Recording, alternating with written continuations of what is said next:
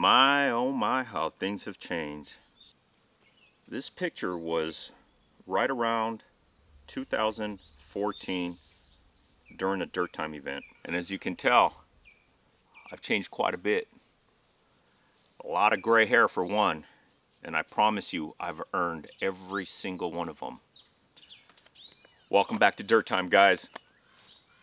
I was talking to a buddy the other day, and he had a question for me. Basically, the gist of it is he wants to be able to take his girlfriend out, but she's not big into camping or backpacking and all that. So he asked me what he can say to her. How can he talk to her to help convince her to go camping or backpacking or whatever have you? Just basically enjoy the outdoors. Guys, I've been doing this for a long time, and over the course of the years, I've identified 7 things I need to keep in mind when I'm talking to someone and trying to get them to go camping and enjoy the great outdoors. Number 1, you have to be willing to compromise. Guys, it's a no-brainer. If you're going to invite somebody that's never been to the outdoors, you have to make the trip about them. Not everyone is like you and me, willing to take a pad, go out into a field in the open country, throw it out on the ground underneath a star shelter, and go to sleep. Nope, not gonna happen. No way, no how. They are not gonna do it. So you have to be willing to compromise. Guys, if you're not willing to compromise, you might as well throw in the towel before you even get started. Number 2, you have to be sympathetic. They may have had a traumatic experience when they were younger, or they watched one too many creepy movies about the outdoors. Friday the 13th comes to mind. But anyway, you have to be a little sympathetic about their issues. They may have some valid concerns and valid reasons why they don't want to go outside or camping or backpacking. I did say go outside, didn't I? I didn't mean that. But going camping or backpacking. Number 3, keep it conversational, guys. If you come across very aggressive and over the top, all you're going to do is push them away, and you're never going to get anywhere. And ultimately, guys, you're going to end up sleeping on the couch, and your significant other is going to end up on the bed, which sometimes is not a bad idea, so pack your inflatable mattress. Number 4, and this is the big one, guys. You need to gather all their concerns and all their objections up front and then put a lid on it. What do I mean by that? Well, if they have 4 or 5 concerns, but after every concern you immediately start to give them possible solutions, they're going to quickly catch on to what you're doing, and eventually they're going to give you a concern you simply cannot answer. So gather all the concerns, wait till there's a pause in the conversation, a little hesitation if you will, and then say, okay, I understand. Are those all your concerns?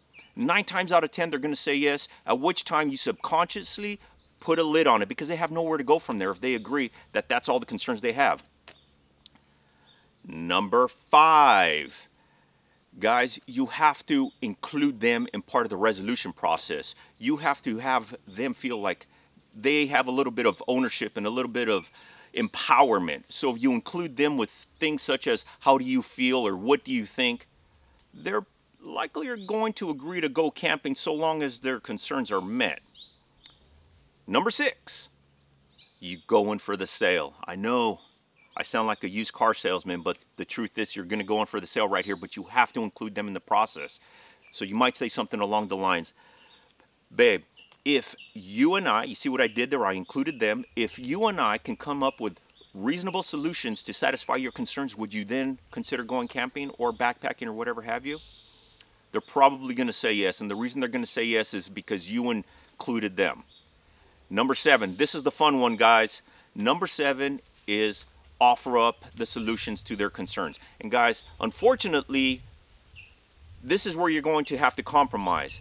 One of the biggest concerns I've come across is they're afraid of not being comfortable.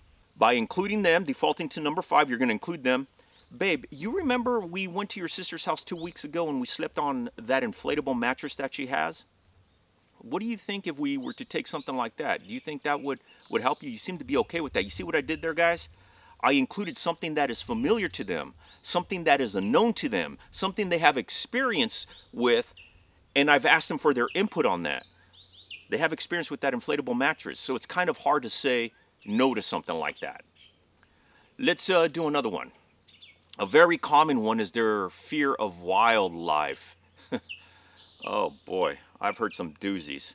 But a solution for that may be, babe, what do you think about getting a big tent that you can stand up in? It has a bathtub floor, it has a full zipper that completely isolates you from the outside, and really no creepy crawlies are gonna get in there. That's another one, guys. You've offered up something familiar to them, i.e. the idea of being completely isolated from the outdoors, very similar to being at home with the doors closed. Between the inflatable mattress and being completely isolated from the outside, they are very likely to say yes. Let's try one more. The other day, guys, my son, I asked him if he wanted to go, and he had his concerns for not wanting to go, boredom being the biggest one. My son is a gamer, so he was afraid of being away from his gaming system, and I knew this was going to be a little song and dance I was going to have to play with him. But I asked him, I go, hey buddy, what do you think about taking your gaming console and we'll find a location that has a Wi-Fi hookup? I know, guys, I know what you're thinking. The idea is to get away from electronics. But when you are asking someone to go, you are going to have to compromise and kind of heed to their desires and wants a little bit. Desires and wants, that is the same thing. Why did I say desires and wants? I don't know. Sometimes I can't speak well, and apparently this is one of them.